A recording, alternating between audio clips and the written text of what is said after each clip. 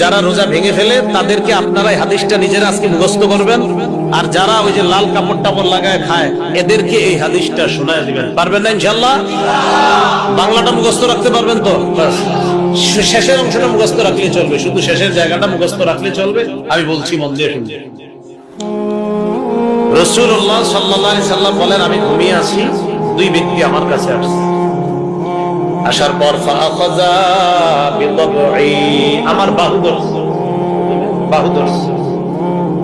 ধরার পর আমার টাইনা নিয়ে যাইতেছে, শব্দে দেখতেছে নবীজি। সুবহানাল্লাহ।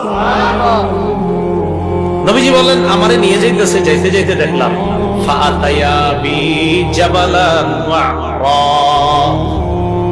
আমারে একটা পাহাড়ের কাছে নিয়ে গিয়েছে, তো এই দুর্গম পাহাড়, এই দুর্গম পাহাড়ের সামনে গিয়ে আমি দাঁড়ায় রয়েছি। দুর্গম পাহাড়, ওটার সামনে দাঁড়ায় রয়েছি। নবীজির নিয়ে গেছে কয়জন? দুইজন। তো আমাকে যখন ওই দুর্গম পাহাড়ের কাছে নিচে আমি দাঁড়ায় রইলাম, ফাকালা, দুইজন আমাকে বললেন, ইসআস, এই পাহাড়ের উপর উঠেন।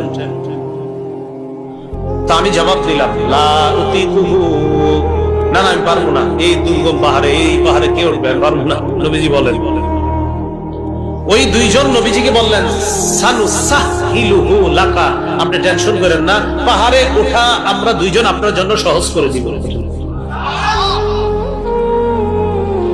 রাসূলুল্লাহ সাল্লাল্লাহু আলাইহি সাল্লাম বলেন, আমি ঘুমিয়েছিলাম, স্বপ্নে দুই ব্যক্তি আমার কাছে এসেছে, আমার দুই বাহু ধরে আমাকে টেনে নিয়ে গেছে, দুর্গম একটা পাহাড়ের কাছে আনছে।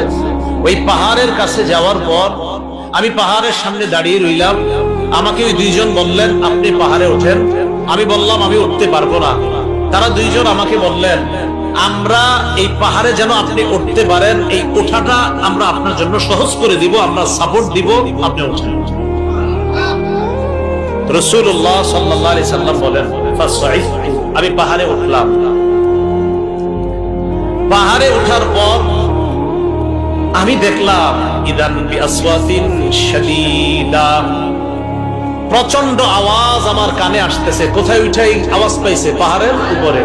রাসূলুল্লাহ সাল্লাল্লাহু আলাইহি সাল্লাম বলেন, হাত্তা ইদা কুনতু ফি সাওয়াইল জাবাল, যখন পাহাড়ের মাঝামাঝি জায়গায়, সমতল জায়গায় গেলাম, সেখানে গিয়ে ইদান বিআসওয়াতিন শাদীদা, প্রচুর আওয়াজ শুনলাম, ভয়ঙ্কর আওয়াজ, চিৎকারের আওয়াজ আমার কানে আসছে।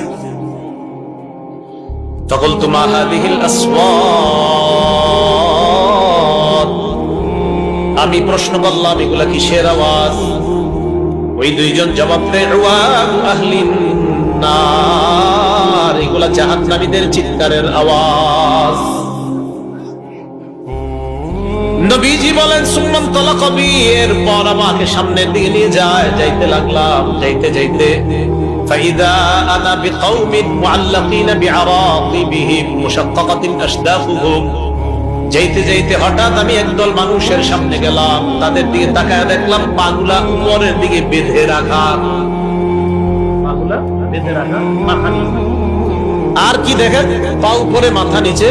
মুশাক্কাকাতিন আশদাফুহুম, এই দুই পাশের যে দুই গাল, এই দুই গাল করাত দ্বারা চিৎতেছে, উপরে পাগুলা, নিচে ঝুলন্ত, তো এইভাবে আপনার গাল ছিঁড়তেছে।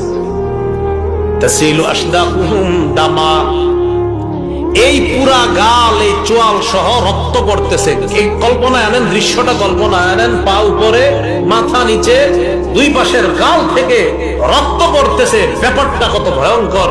রাসূল বলেন, আমি বললাম, এগুলা কারা, কার সামনে আমি আসলাম? মান হাউলা, ফেরেশতারা জবাব দিলেন, আল্লাযীনা ইফতিরুনা ক্বাবলা তাহিল্লাতি সাওমিহিম, হুজুর এরা তারা যারা ইফতারির সময় হওয়ার আগেই ইচ্ছাকৃতভাবে রোজা ভেঙে ফেলে, এরা তারা।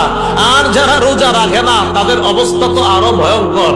রাসূল বলেন, একদল হুজুর ইচ্ছাকৃতভাবে রোজার সাথে তামাশা করে, ইচ্ছা করে রাখবে, মন চায় আমি রাখবো, মন চায় রাখবো না, ইচ্ছা করে যারা ভেঙে ফেলে, এদের এই অবস্থা, এটা চলতেই থাকবে। পাগুলা উপরের দিকে দেওয়া, মাথা নিচের দিকে দেওয়া, দুই পাশের গাল বেয়ে বেয়ে রক্ত পড়তেছে। এরা কারা? যারা ইচ্ছাকৃতভাবে রোজা ভেঙে। তাহলে অবস্থাটা কত ভয়ঙ্কর। তো পর্দার আড়ালে যারা খায় এদেরকে একটু বলবেন সে তুঙ্গ অবস্থা কি ভয়ঙ্কর হবে, একটু চিন্তা করো। আল্লাহ কথাগুলো বুঝার তৌফিক দান করো।